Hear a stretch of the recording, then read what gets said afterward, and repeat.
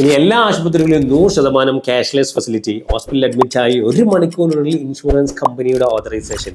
May 29 വന്ന IRDA notification health insurance ഹിസ്റ്ററിയിൽ വലിയ മാറ്റങ്ങൾ കൊണ്ടുവന്നിട്ടുള്ള ഇതിൽ പ്രധാനപ്പെട്ട 3 മാറ്റങ്ങൾ. പോയിന്റ് 1, വളരെ കുറച്ച് സാഹചര്യങ്ങളൊഴികെ എല്ലാ ഇൻഷുറൻസ് കമ്പനിയും ക്യാഷ്ലെസ് സെറ്റിൽമെന്റിലേക്ക് മാറിയിരിക്കണം. ക്ലെയിം സെറ്റിൽമെന്റിന്റെ റിക്വസ്റ്റ് കിട്ടി 1 മണിക്കൂറിനുള്ളിൽ ഓതറൈസേഷൻ നൽകിയിട്ടുണ്ടായിരിക്കണം. പോയിന്റ് 2, രോഗി ഹോസ്പിറ്റലിൽ ഡിസ്ചാർജ് ആയി 3 മണിക്കൂറിനുള്ളിൽ ഇൻഷുറൻസ് കമ്പനി ഫൈനൽ സെറ്റിൽമെന്റ് നടത്തിയിട്ടുണ്ടായിരിക്കണം. എന്റെ പല ക്ലയന്റിനും ഉണ്ടായ അനുഭവമാണ്. ഡിസ്ചാർജ് ബില്ല് കിട്ടുന്നത് രാത്രിയിലായിരിക്കും, പക്ഷേ ഇൻഷുറൻസ് സെറ്റിൽമെന്റ് നടത്താൻ കഴിയുക ഓഫീസ് ടൈമിന് മാത്രമാണ്. ഇനി അങ്ങനെ ഒരു ഡിലേ ഉണ്ടാകില്ല.